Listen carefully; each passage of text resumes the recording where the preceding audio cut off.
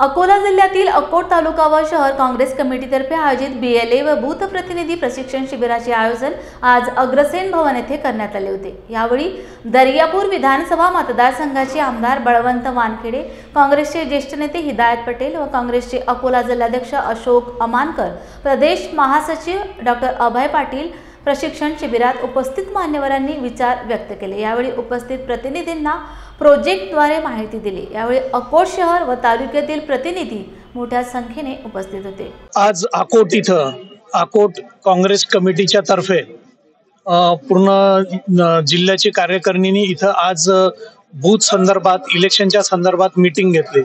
आज जवळपास इथं नाही म्हटलं तरी एक 450-500 लोक इथं होते। आज मीटिंगला सगळे कार्यकर्ते होते, बूथ प्रतिनिधी होते आणि सगळी व्यवस्था इथं होती।